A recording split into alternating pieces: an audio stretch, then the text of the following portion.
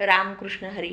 आम्ही अहिल्या सीता तारा मंदोदरी पार्वती नाही पाहिली, पण आमची जिजा पाहिली. सावित्रीबाई फुले, रमा, झाशीची राणी अहिल्याबाई होळकर यांना मात्र नक्की पाहिलं. आज जिजाऊ माँसाहेबांची जयंती आहे आणि जयंतीच्या निमित्तानं काय बोलावं. ज्यावेळेला जिजाऊ जन्माला आल्या त्यावेळेला सगळी लगबग झाली होती की मुलीचं नाव काय ठेवायचं. त्यावेळेला त्यांच्या आई राणीसाहेब लखुजी जाधवरावांना एवढ्या गर्दीतून म्हणतायत की नाव काय ठेवायचं, तुम्ही ठरवलंय ना मुलीचं नाव काहीतरी ठेवायचं. त्यावेळेला ते म्हणतायत, अरे तो माझा जीव आहे आणि तिचं मी नाव काय ठेवू. म्हणून जीवची जिजा आणि जिजाची जिजाई झाली, सगळ्या विश्वाची ती आई झाली. अशा जिजाऊंचं काय सांगावं, वर्णन किती करावं, भरून येतं. खरंच जिजाऊ नसत्या तर आज इतिहास जन्माला आला नसता. सलाम जिजाऊच्या कार्याला, सलाम जिजाऊला का पतीच्या सुद्धा विरोधात गेल्या. सलाम आमच्या जिजाऊंना, जिजाऊंच्या कर्तृत्वाला, शिवबासारखा छत्रपती घडवला.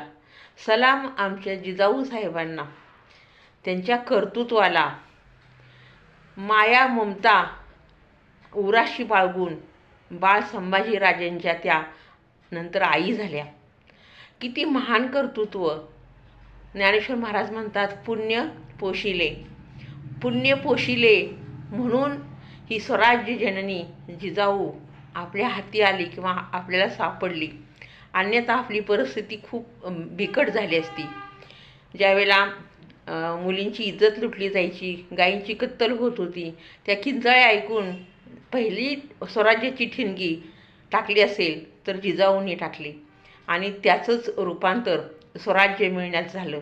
जिजाऊ कधी उभ्या आयुष्यात रडल्या नाहीत, पण एकदा काय झालं, ज्यावेळेला शिवाजी महाराज पेठाऱ्यातून निष्ठून आले होते त्यावेळेला संभाजीराजे त्यांच्याबरोबर नव्हते. जिजाऊंना माहीत होतं की त्यांना काहीच झालेलं नाही, तरीसुद्धा तो शिवरायांचा वेश बघितला आणि जिजाऊंच्या डोळ्यात पाणी आलं. का की त्यांना वाटलं की एवढा राजा असून ही इतकी वाईट ह्याच्यावरती वेळ आलेली आहे.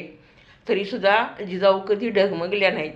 त्यांनी हे स्वराज्य निर्माण करण्यासाठी नव्हे, त्यांनीच हे स्वराज्य निर्माण केलं.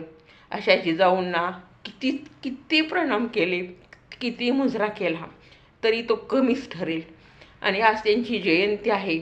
आपण जे पाहिलं नाही त्यावर विश्वास ठेवतो आणि त्यांची स्टेटस आपल्या मोबाईलला ठेवतो, पण जे